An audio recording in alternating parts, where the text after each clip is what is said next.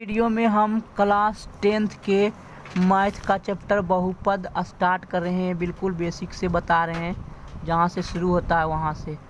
तो हम इसको एक्सप्लेन करने के लिए हम सबसे पहले बहुपद की परिभाषा समझते हैं कि बहुपद कहते किसको हैं। ठीक है, तो बहुपद उसको कहते हैं कि इसे हम एक बार लिख देते हैं कि वैसा बीजीय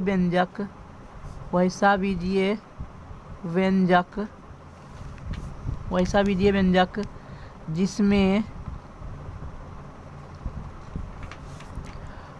चर का जो पावर होता है, चर का पावर घातांक, चर का जो घातांक होता है, चर का घातांक हमेशा क्या रहना चाहिए, धनात्मक पूर्णांक रहना चाहिए। धनात्मक भी रहना चाहिए और पूर्णांक भी रहना चाहिए। पूर्णांक हो तो वैसे बीजीय व्यंजक को क्या कहते हैं, तो वैसे बीजीय व्यंजक बहुपद कहलाता है। बहुपद कहलाता है। बहुपद को इंग्लिश में पॉलिनोमियल कहते हैं। अब इसका एग्जाम्पल हम लिखते हैं, ठीक है, हम समझाने के लिए। पहले मैं यहाँ लिख देता हूँ 2x² + 5x + 8। ठीक, ये हो गया। ये बहुपद चर किसको कहते हैं और अचर किसको कहते हैं, ये तो आपने बेसिक क्लास नीचे क्लास में पढ़ लिया होगा कि चर किसको कहते हैं और अचर किसे कहते हैं। जैसे कि जो अल्फ़ाबेट होता है ए बी सी डी, ये सब जो है X Y Z P Q R S T सब कुछ है, क्या कहलाता है, चर कहलाता है। ये चर इसलिए कहलाता है कि क्योंकि हम x के जगह पर x का वैल्यू कुछ भी हम रख सकते हैं। जैसे x का वैल्यू 1 रख सकते हैं, x का वैल्यू 2 रख सकते हैं, कुछ भी रख सकते हैं। जैसे कि इसमें है तो x का वैल्यू 1 रखेंगे तो 1 का स्क्वायर क्या होगा, 1 होगा, तो ये 2 हो जाएगा। फिर इसी तरह x का वैल्यू 2 भी रख सकते हैं, तो 2 × 2 4 हो जाएगा, 4 दूनी 8। तो यहाँ पर हम x y z जो ABCD है उसमें हम वैल्यू कुछ रख सकते हैं, इसीलिए इसको कहा गया चर। मतलब कि बदलते रहता है, चर माने चलने वाला, बदलते रहता है, तो ये चर कहा गया है। लेकिन क्योंकि ये इसका मान बदलता रहेगा, है ना, क्योंकि इसका मान बदलता रहेगा इसीलिए। और अचर किसको कहते हैं, अचर उसको कहते हैं, है ना, अचर कहते हैं जैसे कि 1 हो गया, 2 हो गया, 3 हो गया, 5/4 हो गया। ये सब जो संख्या होता है वो संख्या क्या होता है, संख्या अचर कहलाता है। वो संख्या जो होते हैं अचर कहलाता है, क्योंकि उसका मान एक बार फिक्स हो गया है कि 3 रहेगा तो 3 ही रहेगा, अगर जो 2 रहेगा तो 2 रहेगा। वो फिक्स है, वो बदल नहीं सकता, वो चल नहीं सकता, है ना, फिक्स हो गया है। तो क्या क्या कहलाएगा, वो अचर कहलाएगा। ठीक है, तो यहाँ पर जो मैंने एग्जाम्पल लिखा हूँ 2x² + 5x + 8, ये जो है ये बहुपद है, लेकिन एक चर में है, सिर्फ x में है। कभी कभी बहुपद रहता है जो 2-3 चर में रहता है। जैसे कि यहाँ पर मैं एग्जाम्पल देता हूँ, एग्जाम्पल जैसे कि 2x² + 3y + 8। तो यहाँ पर 2 वेरिएबल, दो चर है, एगो x है और y है। तो हम बोलेंगे ये जो बहुपद है, ये बहुपद है वो 2 चर में है, 2 चर वाले बहुपद हैं। क्या है, ये बहुपद जो है तो 2 चर वाले हैं, 2 चर वाला बहुपद है, 2 चर वाला बहुपद है। ठीक है ना, और सिंपली एक चर रहेगा तो एक चर वाला बहुपद कहलाएगा। अब पहचानना है कि बहुपद कैसे पहचानेंगे, तो जैसे कि मैं एक क्वेश्चन लेके समझता हूँ कि बहुपद कौन सा है। यहाँ से क्वेश्चन एक तो सिंपल चलता हूँ कि निम्नलिखित में कौन सा बहुपद है, कौन सा बहुपद है। ठीक, ये क्वेश्चन है, तो हम यहाँ पर ऑप्शन नंबर देता हूँ ताकि समझ में आए। √2x² x³ 5x² + 8। दूसरा ऑप्शन है √2 x² + 5 बटा एक्स क्यूब प्लस 7। तीसरा ऑप्शन है 2x power -4 plus 5x cube plus 8। चौथा ऑप्शन है 5x power 3 plus 6x power √x plus 8। यहाँ पर ये दिया हुआ है। ठीक, एक तो ऑप्शन और ले लेते हैं कि जैसे ई है, इसका ऑप्शन लेता हूँ 6x cube plus x 4x power 3/2 plus 7। ये मैं 5 एग्जाम्पल लिया हूँ, पहचानना है कि कौन सा बहुपद है।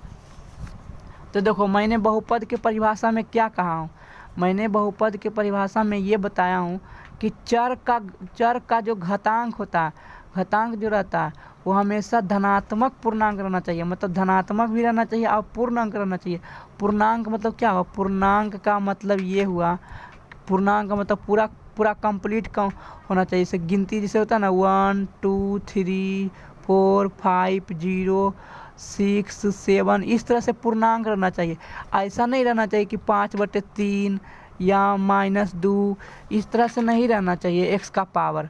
क्योंकि अगर जो ऐसा रहेगा तो ये जो है ये अपूर्णांक है, ये पूर्णांक नहीं है। ठीक है ना, अपूर्णांक है। और यहाँ पर अगर जो 2 पूर्णांक है तो लेकिन ये ऋणात्मक पूर्णांक है, धनात्मक नहीं है। तो इस तरह का नहीं रहना चाहिए, तभी वो बहुपद कहलाएगा। ठीक है, तो मैं ऑप्शन वाइज चेक करता हूँ। जैसे कि ये पहला ऑप्शन है, तो इसमें देखूंगा अंक को नहीं देखना है, सिर्फ x/z जो बहुपद में दिया रहेगा ना उसको देखना है। हो सकता है कि x की जगह पर t रहेगा, सारा में t होगा, तो बहुपद t में रह सकता है, बहुपद y में रह सकता है, बहुपद z में रह सकता है। चर तो कुछ भी रह सकता है क्वेश्चन में, लेकिन देखना है उसी को पावर देखना है, चर का ही पावर देखना, न कि अंक का नहीं देखना है। अंक जो √5 है, 5 यहाँ √2 है, 5 है, 8 है, ये सब नहीं देखना, हमको चर का देखना। तो यहाँ पर चर क्या है? x है। x का पावर क्या है? 3 है। 3 जो है वो पूर्णांक या धनात्मक भी है। तो ठीक है, ऐसा रहना ही चाहिए बहुपद के लिए। फिर इसमें देखते हैं, इसमें जो है x का पावर 2 है जो कि धनात्मक भी है और पूर्णांक में भी है।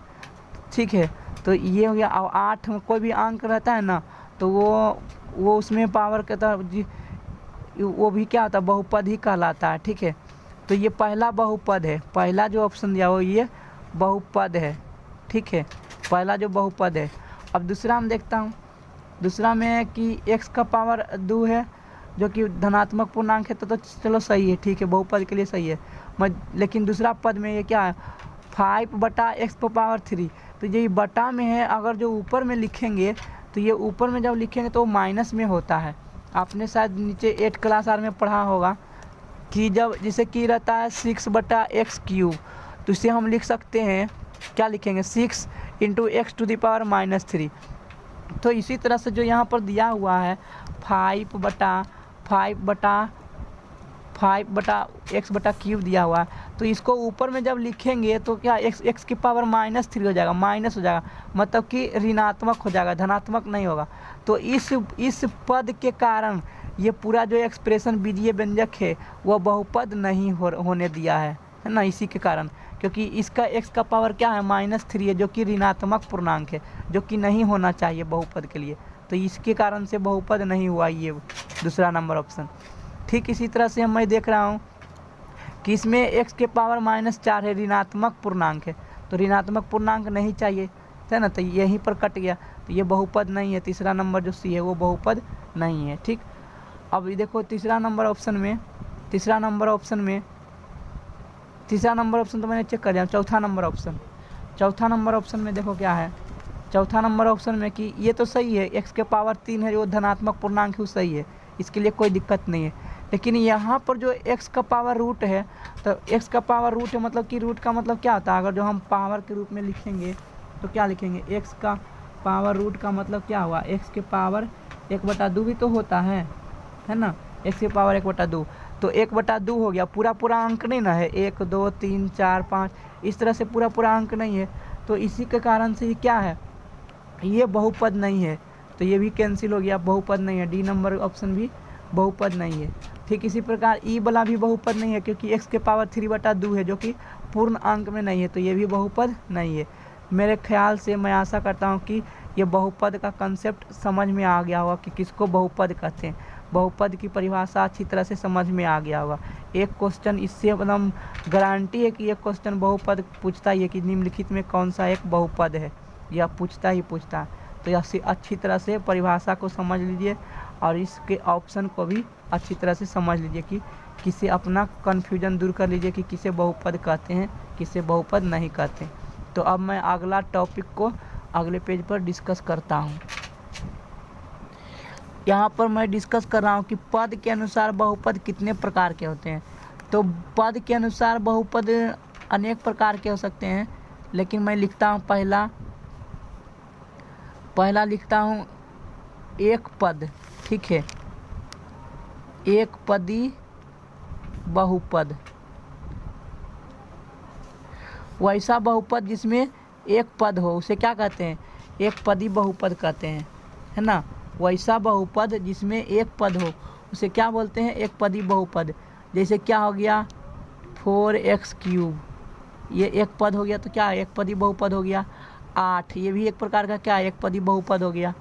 मान लें कि 2x², ये भी क्या है, एक प्रकार के एक पदी बहुपद हो गया, क्योंकि इसमें एक ही पद है, सिर्फ 4x³, ठीक है।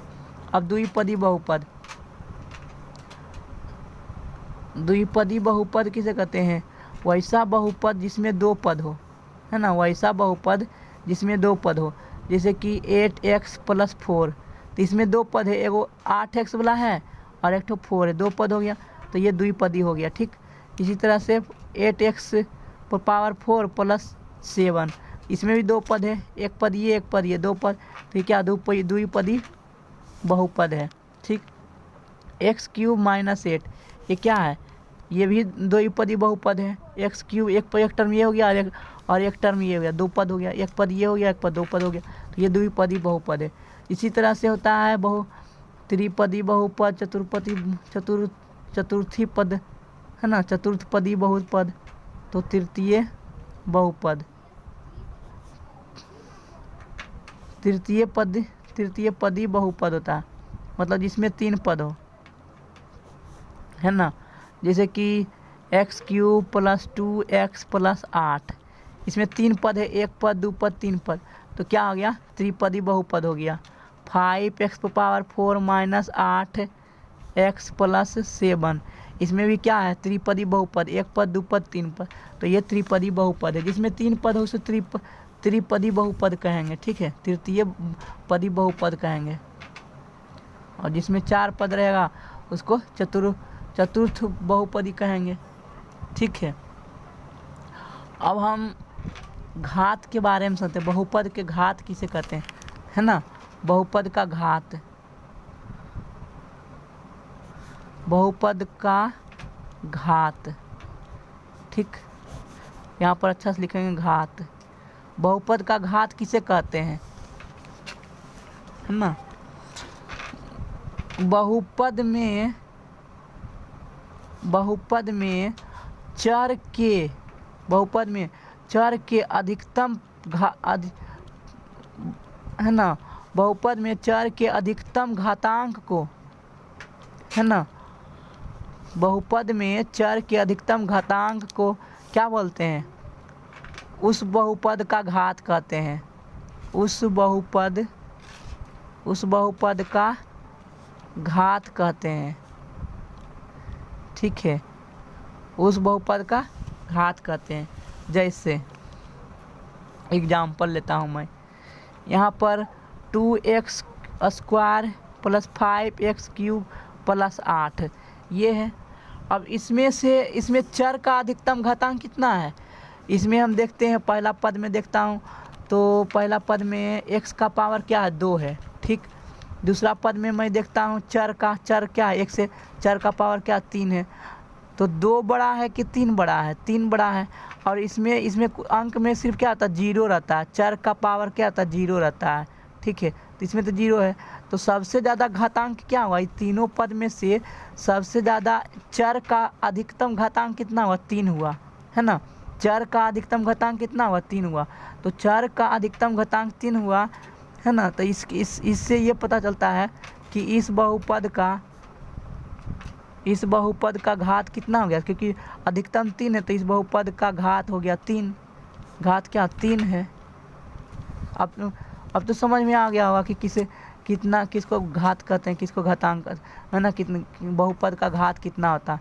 जैसे एग्जाम्पल 5x² + 8x - 7, इसमें क्या है, इसमें बहुपद का घात कितना है, इसमें बहुपद का घात कितना, अधिक से अधिक 2 ही है, इसके तो 1 ही पावर है, इसमें 0 पावर। तो अधिक से अधिक चर का अधिकतम घातांक कितना 2 है, तो ये बहुपद का घात कितना हो जाएगा, बहुपद का घात 2 हो जाएगा। ठीक है, तो समझ में आ गया होगा कि ये क्या है ये इस बहुपद का घात कितना 2 है। ठीक है, ठीक। तो अगर जो कहेगा कि क्वेश्चन में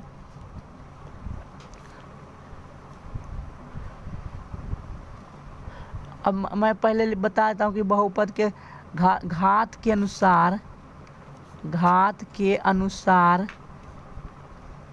बहुपद कितने प्रकार के होते हैं, बहुपद के प्रकार है ना।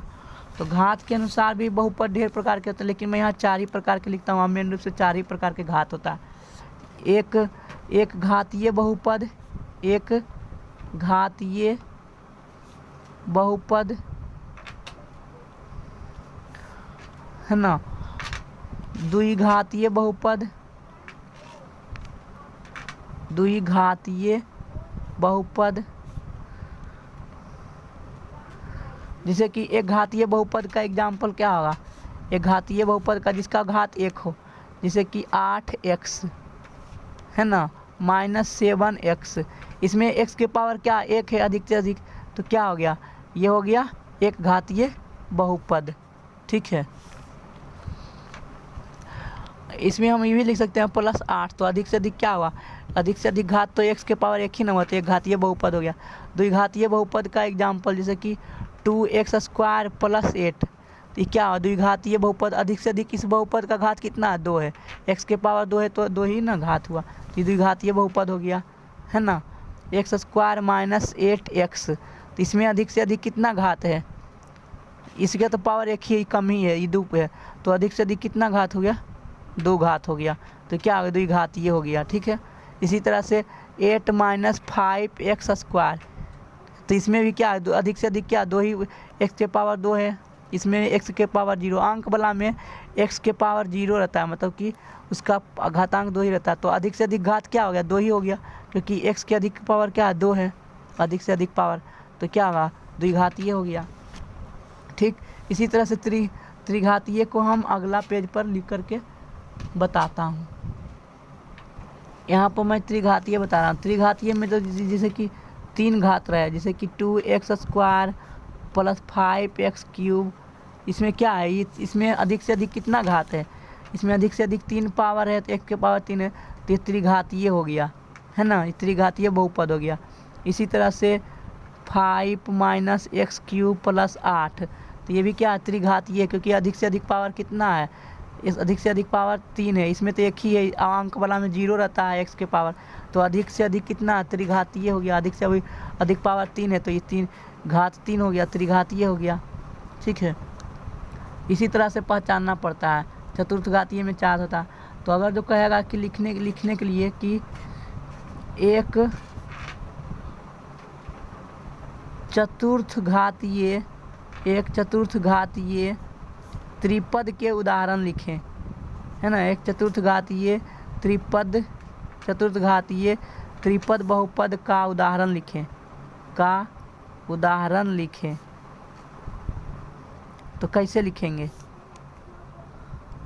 हमको 4 घात बनाना है, 4 घात बनाना है, तो x के पावर मैं 4 कर देता हूँ। ठीक है, अधिक से अधिक, बाकी तो हम अंक कुछ भी लिख सकते हैं आगे में, 2, 3, 4 माइनस कुछ भी लिख सकता हूँ। ठीक है, और 3 पद बनाना, 1 पद बन गया, 2 पद बन गया, और 1 पद और कुछ बना लेता हूँ, लेकिन इससे कम ही पावर रहना चाहिए, x से कम ही पावर रहना चाहिए, जितना 4 है उससे कम, अगर जो ज़्यादा लिखेंगे तो इसका घात बन जाएगा ना, इसलिए कम रहना चाहिए। तो क्या हो गया, 1 पद 2 पद 3 पद वाला एक मैं घात चतुर्थघातीय लिख दिया हूँ एग्जाम्पल, है ना। इसी तरह से क्वेश्चन आता है कि चतुर्थघातीय त्रिपद का उदाहरण लिखे, इस तरह से, ठीक है। घात भी समझ में आ गया, त्रिपद भी समझ में आ गया। अब हम ये समझते हैं कि शून्यक किसे कहते हैं, ठीक। बहुपद के शून्यक कैसे निकालते हैं। बहुपद का शून्यक, किसी भी बहुपद का शून्यक, वैसा वो चर का वैसा मान, चर का वैसा मान है ना, जिसके लिए पूरे बहुपद का मान शून्य के बराबर हो जाए, पूरे बहुपद का मान शून्य के बराबर हो जाए, है ना, शून्य के बराबर हो जाए,